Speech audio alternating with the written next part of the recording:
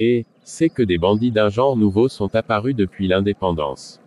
Il faut se méfier, femme. Je n'ouvre jamais ma porte au camelot. Je suis prudente, moi. C'est bon, je disais cela pour que tu saches que les temps ont changé. Il y a bien plus de gredins qu'avant. Un bandit d'autrefois était plus honorable que la crapule de nos jours. Dieu seul sait où l'on va. Les gens ne sont plus eux-mêmes. Ils ne respectent plus que l'argent. L'argent, encore l'argent. Ils vendraient tout pour de l'argent. C'est le culte du veau d'or. Comme les choses vont vite. Le monde court à sa perte. On va bientôt renier père et mère pour de l'or. Mais les biens de ce monde ne sont pas durables. Ils sont périssables comme le monde. Seul compte la foi inébranlable des anciens. Là-dessus, on passait à autre chose. Le vieux couple assistait au changement rapide sans en prendre ombrage. Cela ne l'intéressait pas apparemment. D'autres maudissaient ces temps nouveaux, cette jeunesse dépravée qui n'allait plus à la mosquée et qui osait s'affranchir des vieux interdits en introduisant l'alcool et autres produits prohibés dans le village. En plein été, un vieux bonhomme avait remonté d'un puits une caisse de bière. Croyant que c'était de la limonade, il en but une, puis une autre, et ainsi de suite jusqu'à l'ivresse. À son habitude, il se rendit à la mosquée pour la prière. Mais là, il fit scandale. Il blasphéma et traita durement l'imam, les ancêtres et le prophète. Plus tard, on découvrit la raison de sa brusque folie et on lui pardonna. Mais on dut le soigner car cette cuite l'avait rendu malade. On sut que c'était des jeunes gens du village, en vacances d'été, qui avaient mis la caisse de bière à rafraîchir dans le puits. Mais le vieillard l'avait récupéré avant eux. Cette histoire fit rire le vieux couple, qui trouvait finalement beaucoup d'esprit à ces jeunes nés ici mais changés par la ville. Ils réussiront peut-être mieux que d'autres dans la vie, dit le vieux. En tout cas, ils ont de l'audace. Sa femme, qui ne connaissait ni la ville ni ce genre d'individu, écoutait sans commentaire. Mais, chaque fois qu'elle repensait au vieux soulographe malgré lui, elle éclatait d'un rire qui se transformait vite en une quinte douloureuse. Elle devait prendre maintes potions balsamiques pour l'arrêter. En tant qu'enflousse, Bouchaïb aurait dû dénoncer le comportement de ces jeunes gens irrespectueux des coutumes. Il n'en fit rien. Il avait lui-même pas mal picolé lorsqu'il errait après un avenir insaisissable de bourg en bourg et de ville en ville, affamé presque nu, les yeux fiévreux et la laine fétide. Combien de fois n'avait-il pas trouvé la paix dans l'alcool et ses adjuvants? 1. Il buvait alors la maïa des Juifs, car le vin était interdit aux musulmans. Seuls les Européens et leurs séides y avaient droit. Mais on pouvait aisément se procurer des whisky dans les bases américaines. Il suffisait de connaître un ouvrier du coin. On pouvait même y acheter des armes légères. Une base américaine était alors comme un marché libre. Une vraie passoire. Ayant expliqué à sa femme pourquoi il n'en voulait pas à ces jeunes gens, il ajouta, « Après tout, s'ils boivent, c'est la faute de leurs parents qui vendent du vin dans leurs épiceries. Et, c'est qu'on s'enrichit vite en vendant du vin et des alcools aux Arabes. Les Arabes boivent beaucoup plus que tous les autres. Ils engloutissent toutes leurs économies dans la boisson. Ils font des stocks chez eux pour passer le ramadan ou les fêtes religieuses. Un Arabe boit pour fuir la réalité. Il se drogue et il boit. Depuis peu, les cheveux suivent la même pente. Ils appellent ça la modernité. Autrement dit, qui ne boit pas n'est pas moderne. C'est un débile, un rebut de l'histoire humaine, un attardé mental, un moins que rien, en somme. C'est lumineux comme préjugé, mais une chose en entraînant forcément une autre, beaucoup de ceux qui s'adonnent à l'alcoolisme font faillite et se clochardisent. N'entends-tu pas dire souvent un tel a bouffé son fonds de commerce? Et, c'est qu'il a tout liquidé en alcool et en pute, voilà ce qu'il faut entendre par là. Au souk même, le vin est en vente sous le manteau. Ne s'en procurent que ceux qui ne peuvent pas s'en passer.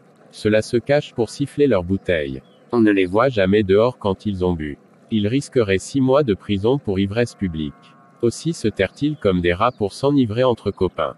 Mais parfois ça se termine mal, très mal. Il y a eu un meurtre au souk il n'y a pas si longtemps, un meurtre lié à l'alcoolisme. Une beuverie suivie d'une bagarre. On s'était battu pour des broutilles. Tu vois, ça, c'est la modernité, il est dit dans les Écritures saintes, tu ne tueras point.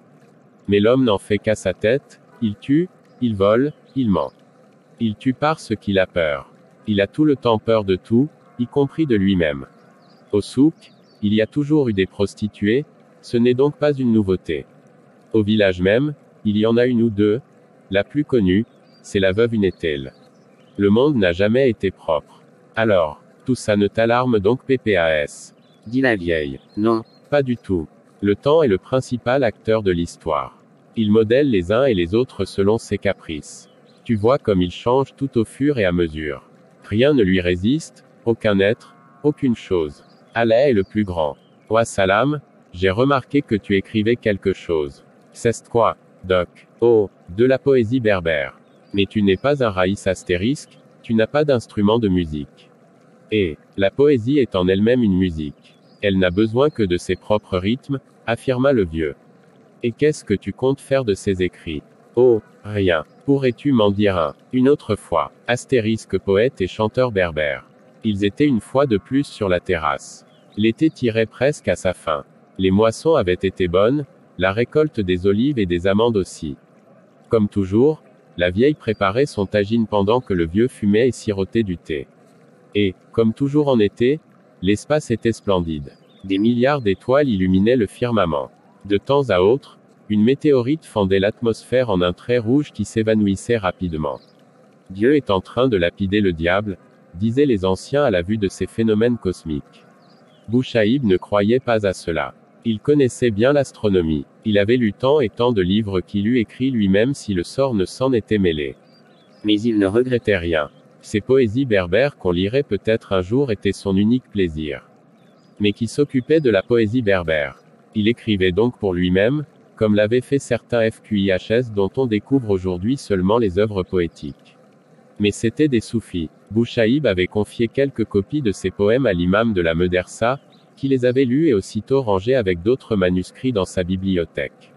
Cet imam avait dit: « Ces poésies sont belles, un trésor pour le futur. Rien ne se perd. En as-tu d'autres? Non. Tout est là. C'est bon. » Le fumet du tagine embaumait l'air. Le chat noir, mort depuis longtemps, avait laissé sa place à un autre chat, roux celui-là. Un chat fauve semblable à une boule de feu. Il n'avait pas connu son prédécesseur, mais il se comportait exactement lui. Il adorait ses maîtres, qui le gavaient. Le chat sentait l'affection qu'ils avaient pour lui. Il ne manquait donc aucune occasion de faire montre de la sienne à leur égard. Il les considérait comme des êtres lui appartenant en propre. Il se frottait à leurs jambes pour marquer son territoire exclusif, ronronnait tout près d'eux quand ils étaient couchés, chassait d'un coup de patte un éventuel scorpion et les autres insectes qui s'aventuraient par là. Bref, il était un aussi bon gardien qu'un chien dressé. Dans la journée, il mangeait peu et, pour fuir la canicule, il se réfugiait chez la mule que, l'ancien âne étant mort, Bouchaïb avait acquise pour le remplacer. Celle-ci acceptait la présence du chat dans son réduit sombre où pas un rayon de lumière ne parvenait. Il dormait jusqu'au crépuscule, ensuite il rejoignait le vieux couple sur la terrasse. Cette nuit-là, le chat ne dormit pas avec eux. Il était inquiet, mal à l'aise. Il goûta à peine à sa pitance. À un moment, il disparut carrément. Ce chat est peut-être malade, pensèrent les deux vieux, puis ils l'oublièrent. Ils dînèrent, prièrent et se couchèrent. Au milieu de la nuit, ils furent réveillés en sursaut par des secousses sismiques violentes. Une crainte superstitieuse les étreignit, mais ils se calmèrent et, avant de se rendormir, le vieux dit: « Ce n'est qu'un tremblement de terre. Il peut avoir des répliques. Allez, dormons. » Lendemain, on commenta cet événement à la mosquée. On apprit un peu plus tard que la ville d'Agadir avait été complètement détruite. On y ramassait beaucoup de cadavres, et beaucoup de survivants et de morts étaient encore sous les décombres. Dans le village même, pas un seul mur n'avait bougé. Mais les gens sortaient d'une frayeur étrange et même les plus endurcis allèrent faire des offrandes aux cheikhs locaux. Une peur sourde et inexplicable s'était brusquement saisie de ces gens d'ordinaire insouciants. On recommençait à craindre l'au-delà, à visiter la tombe des ancêtres, et on priait à l'heure dite en demandant à Dieu d'étendre sa protection sur le village et la famille. Au-delà de la montagne, du côté de l'océan, une ville avait été rayée de la carte en quelques secondes. Des esprits d'un autre âge commentèrent à leur manière ce tremblement de terre. Ils rappelèrent à qui voulait l'entendre la destruction de Sodome et Gomorrhe et ils affirmèrent qu'Agadir était le berceau même de la luxure et de la sodomie, que le touriste européen n'y venait que pour satisfaire ses perversions sexuelles et dévoyer une jeunesse oisive que l'argent facilement gagné tentait plus que les études ou le travail honnête. Ils mettaient en cause les autorités laxistes et les parents qui profitaient de cette aubaine sans poser la moindre question. Ils prophétisaient des lendemains éprouvants à cette jeunesse irrespectueuse et dépravée qui se livrait à l'alcoolisme, La drogue et la prostitution sans retenue et sans honte. Oui, même les cheveux ont changé, disait-il. Ils ont succombé à l'argent, qui est le véritable instrument d'Iblis, qu'il soit 1000 fois maudit. En fait, tout le monde pensait la même chose, sauf le vieux Bouchaïb, qui en savait un bout sur les mécanismes sismologiques et autres phénomènes naturels. Mais il n'intervint pas dans la polémique, sachant qu'il ne pouvait pas convaincre des gens bornés, qui mêlaient souvent religion et superstition, histoire et légende, etc. À sa femme pourtant, qu'il écoutait sec ferveur quand il abordait un sujet difficile, il expliqua la sismicité des sols et le pourquoi d'une telle catastrophe. Quand il eut fini, elle hocha la tête et dit, « Oui, mais Dieu s'est servi de cette force qu'il a lui-même créée pour châtier ses mécréants. » Bouchaïb éclata de rire et rétorqua, « Après tout, c'est possible. Pourquoi pas? Si Dieu a créé de tels phénomènes, c'est bien pour qu'ils servent quelque cause obscure. Mais l'ignorance est aussi malsaine que la mécréance. Le prophète a bien dit, aux gens, allez chercher le savoir jusqu'en Chine. Dieu seul est omniscient. L'homme quant à lui naît tout nu, ajouta Bouchaïb. Dieu est faible et ignorant. Il doit y tout apprendre pour se construire une personnalité, vivre pleinement. Ceux qui parlent de châtiment suprême à propos d'Agadir ne sont que des ignorants. Ils n'ont jamais ouvert un livre, jamais rien lu. D'ailleurs, ils ne savent ni lire ni écrire. Il ne faut surtout pas les croire. Pour eux, il n'y a que la magie et la religion, mais comme ils ne connaissent ni l'une ni l'autre, ils tâtonnent et débitent des stupidités. C'est cette espèce de crédulité qui empêche le commun d'évoluer. Il refuse l'évidence. Tu lui dis, cet engin qui brille en passant au-dessus de nous toutes les nuits, c'est le Spoutnik que les Russes ont lancé dans l'espace. Il fait le tour de la Terre en émettant des bip-bip. Mais l'ignorant hausse les épaules et répond, et, tu te moques de moi. C'est un démon qui fait sa tournée. Voilà où on en est. Tu sais, beaucoup de nations sont en avance sur nous. Nous sommes en queue du peloton. Nous ne parvenons pas à nous accrocher ni à nous accorder avec les autres. Cette course effrénée nous semble pénible. On dirait qu'elle n'est pas faite pour nous. Et là, depuis 1492, les Arabes reculent. Ils vivent toujours dans un passé mythique. Mais où sont donc passés les Almoravides, les Almohades, ces grands ancêtres? Ibn Khaldoun l'a bien dit. Ida Uriba Kuriba, Waïda Kuriba lam Tuskan astérisque. Ibn Khaldoun, un grand déçu de l'histoire. Il a vécu la chute des Arabes, lui. D'eux en a souffert plus que tout autre. Cette conversation, ou plutôt ce monologue écouté par la vieille femme avec une curiosité non feinte, seyait parfaitement à l'endroit, à cette terrasse fraîche et tranquille de la vénérable demeure où le couple s'installait dès le crépuscule pour dîner et dormir à la belle étoile sans être agressé par ces myriades de moustiques qui infestaient le torrent dont les eaux stagnantes encore investies par des grenouilles, des poissons, des sangsues et des ditiques attendaient dans les creux rocheux et sous l'ombrage des branches qui les préservaient tant bien que mal des effets de la canicule, un hypothétique orage capable de les régnofleurs, mais il tardait à venir malgré le passage fréquent de gros nuages noirs. Les hommes, les bêtes, la terre assoiffée et brillante, toute la création semblait en attente. Une nuit cependant, les vannes du ciel s'ouvrirent si vite que le vieux couple eut à peine le temps de déménager ses affaires dans une antichambre voisine. Astérisque, quand une maison ou une nation est arabisée, elle se délabre, et quand elle est délabrée, elle n'est pas habitable. Mais il était heureux bien que trempé jusqu'aux os. L'orage grondait sur la montagne, qui en propageait le bruit assourdissant, et la pluie tomba sans discontinuité jusqu'au matin. Tous les puits, les cours étaient pleins. La nature paraissait nettement revivifiée après des chaleurs si dures que même les arbres les plus tenaces avaient commencé à s'étioler. L'on craignait que la saison fût mal engagée, et certains vieux se rappelaient les grandes sécheresses d'autrefois, la disette, les maladies, le désespoir des êtres et des choses. Cette désolation qui plaquait sur le paysage un masque de mort aussi sinistre que la face de Méduse. Seuls les gens qui dépendaient étroitement de la production du sol étaient concernés par les changements climatiques. Ceux qui ne revenaient du nord que pour un bref séjour ignoraient ces préoccupations. Il y a de tout au souk, disait-il. Pourquoi s'entêter à toujours gratter une terre pierreuse qui ne donne pas grand-chose, qu'il pleuve ou pas? Ceux-là achetaient leur pain chez le boulanger, ils ne peinaient pas pour en fabriquer. Le paysan du sud devait labourer, semer, suer, moissonner et battre l'orge avant d'avoir du pain ou du couscous. Deux vivaient de sa terre et n'avaient pas d'autres revenus comme le citadin qui semblait ignorer la misère dont il était lui-même issu. Un commerçant de Casablanca ou de Tanger qui se pavanait chaque été dans son village natal et dont chaque geste paraissait dire « Eh, m'as-tu vu? Moi? J'ai réussi !» Un vrai taré aux yeux de ce pauvre paysan qui disputait à la terre rude sa maigre subsistance et qui en réponse et pour lui seul disait tout bas « Je vis proprement, sainement. Moi, je ne mange pas le poisson des villes, et je ne vais pas chez premier médecin pour soigner mon estomac ou mon foie. » Même le vieux Bouchaïb, qui pourtant en avait vous d'autres, méprisait ces gens qui venaient faire étalage de leur fortune si rapidement acquise et qui distribuaient l'aumône au compte-gouttes. Ces parvenus sentaient encore l'indigence à plein nez, chose dont ils ne pouvaient pas se débarrasser comme d'une vieille défroque. Elle les avait si bien marqués qu'elle les tenaillait, si ancienne fût-elle, elle les poussait même à suspecter tout le monde.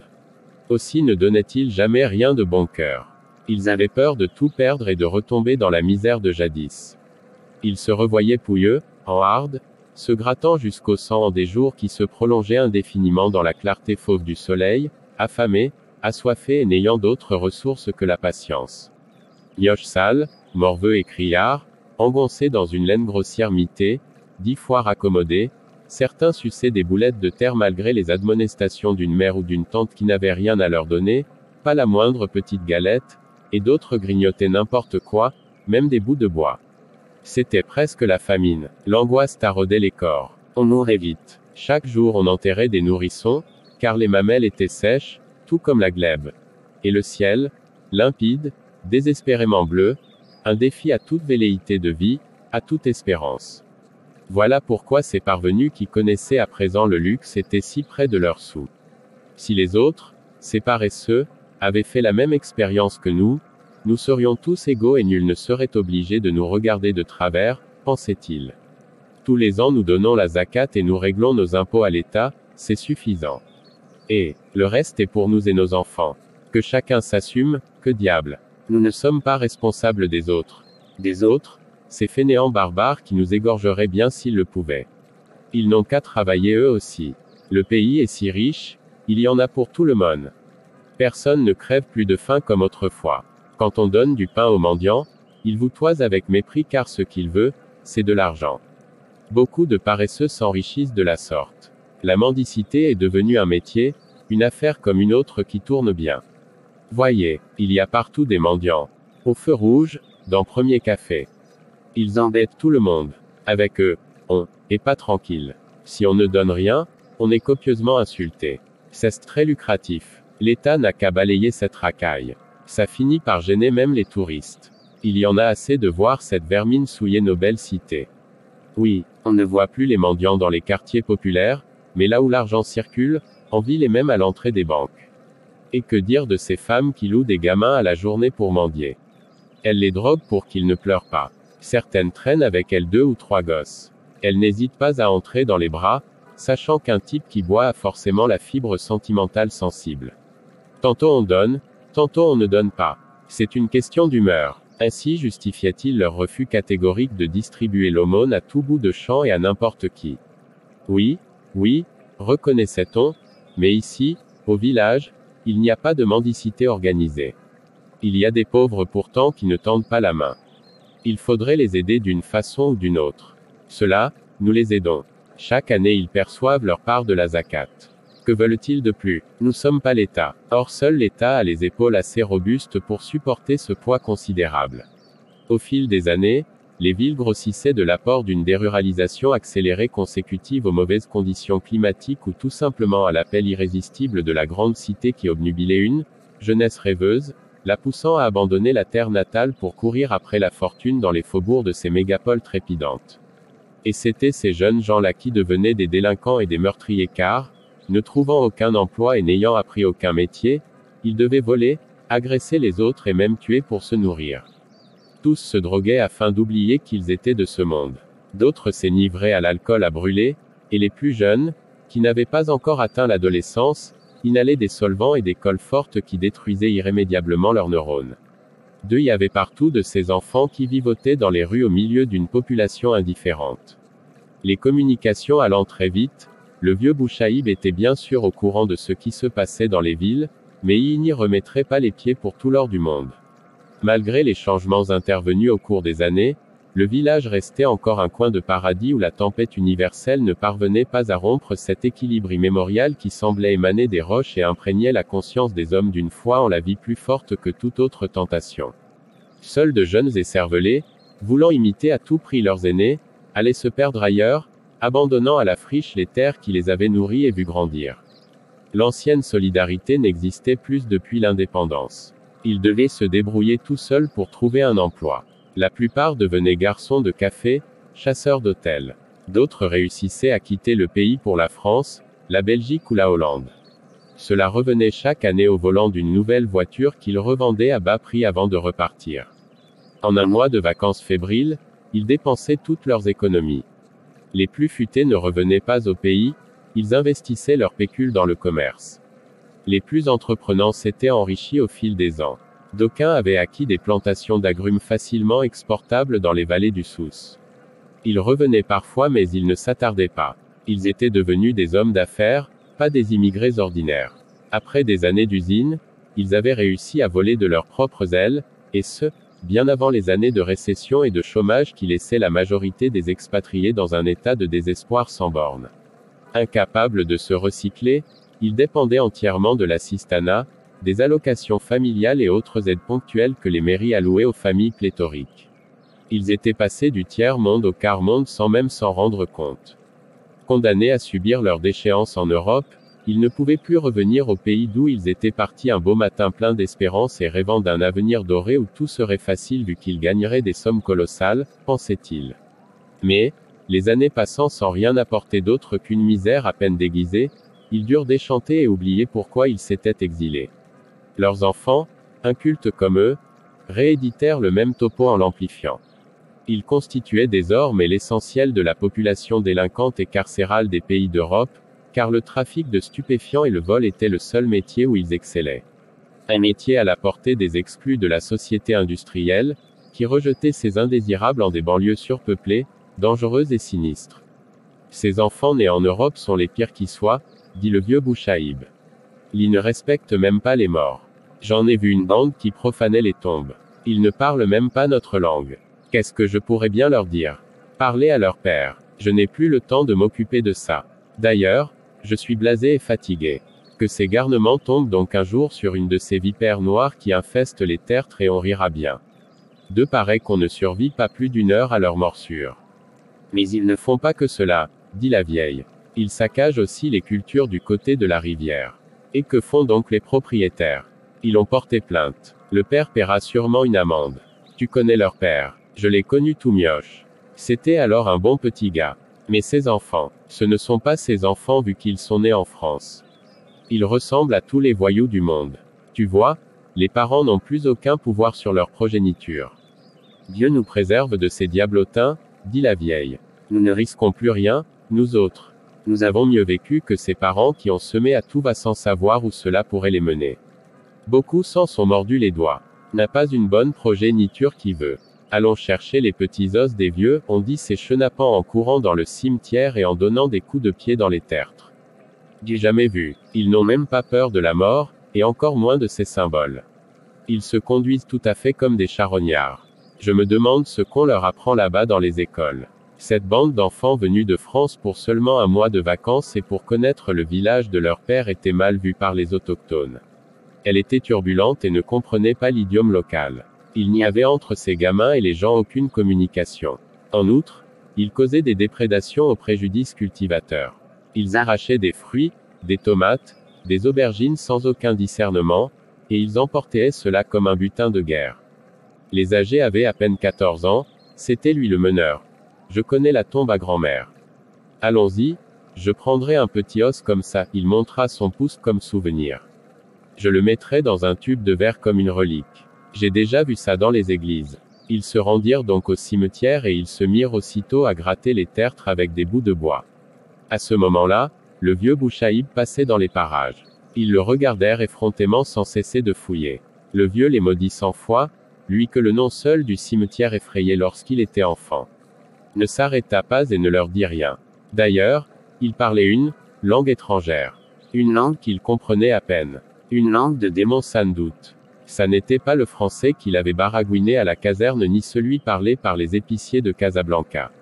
C'était le langage obscur d'un autre monde, une sorte d'argot en somme. Est-ce que leurs parents les comprennent, au moins? S'était-il demandé. Je n'en suis pas si sûr.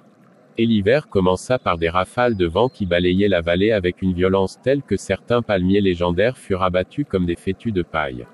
La tempête faisait rage et personne n'osait sortir. Les bêtes et les hommes restaient cloîtrés et toutes les portes et les fenêtres closes. Un froid glacial s'était soudain répandu car il avait abondamment neigé sur les hauteurs. On entendait le bruit ronflant du torrent principal et de ses affluents quand le vent tombait. Cette musique à la fois sourde et régulière, au rythme multiple, divertissait ceux qui ne comptaient que sur la terre pour vivre. Quand on se hasardait à monter sur la terrasse, on voyait au beau scintiller la grande cascade du Djebel Lekest dont la chute vertigineuse finissait 600 mètres plus bas entre deux villages accrochés au mont comme des arapèdes. Les routes étaient coupées là où passait premier cours d'eau et où n'existait pas de pont. Aussi ne voyait-on plus aucune automobile. On était isolé du reste du monde car personne n'allait au souk. On attendait une accalmie, terré chez soi, devant un feu de canoun pétillant qui enfumait la maison. Le temps s'écoulait sans que l'on s'en préoccupât le moins du monde.